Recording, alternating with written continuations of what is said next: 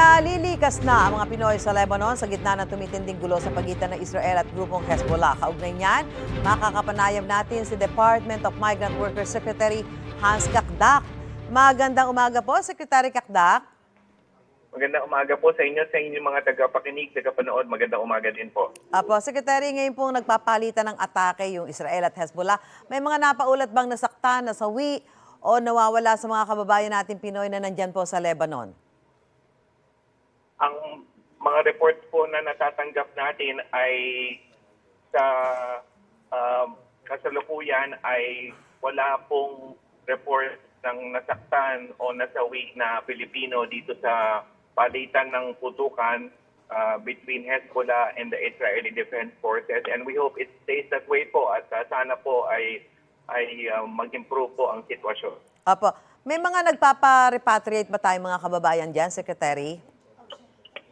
Yes po, ang napapansin po natin ay nitong buwan ng Setyembre ay dumami ng kaunti ang mga nagpapa-repatriate. Sa ngayon, sa kabuuan, mula nung pinagbutos ng ating Pangulo ang ligtas at libreng repatriation ng ating mga kababayan mula sa Lebanon ay 430 ang nauwi.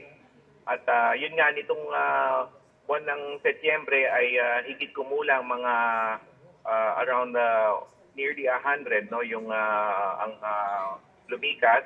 Bagamat ganon ay alam natin na marami pa rin ang hindi nag-a-avail ng voluntary repatriation, kaya patuloy ang ating panawagan. We join the DFA at ang embahada natin sa Beirut bilang panawagan na umuwi na habang maaari pa bukas pa ang airport at maaari pang umuwi ng ligtas sa ating mahal na bayan.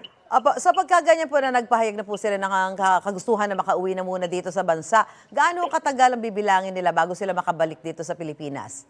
May pagproseso lang sa Lebanese authorities. Alam natin na may pinoproseso na higit kumulang na mga 70 pauwi. Higit kumulang mga 1 hanggang 2 linggo kasi may immigration processing pa na otoridad sa Lebanon. And of course, gusto ko lang pahayag muli na libre ang pagpapauwi, ang repatriation at ang serbisyo at sa pagtanggap sa kanila dito, whole of government approach na inatas ng ating Pangulo, ang DSWD at DOH ay katuwang po natin sa pagsalubong at ang TESDA, pagsalubong sa mga nanunumbalik. Apo, Secretary Kakdak, yung mga Pinoy po na ayaw umuwi, at ligtas pa ba sila doon? Meron ba kayong komunikasyon sa kanila?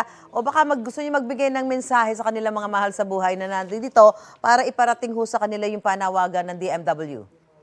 Well, karamihan ng mga Pilipino sa Lebanon ay nasa bandang gitnang bahagi, which is Beirut. Ang bansang Lebanon kasi is a coastal country along the Mediterranean Sea.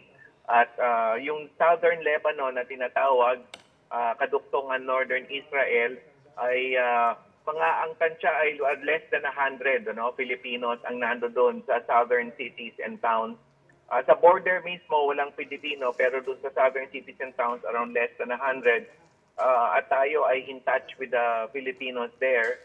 At ang karamihan nga ay nasa Beirut at ang ating patuloy nga na panawagan na sila ay mag-avail na ng repatriation, ng voluntary repatriation. Apo. Maraming salamat po, DMWD Secretary Hans Kakdak. Magandang umaga po sa inyo, Secretary. Salamat po. Thank you. God bless.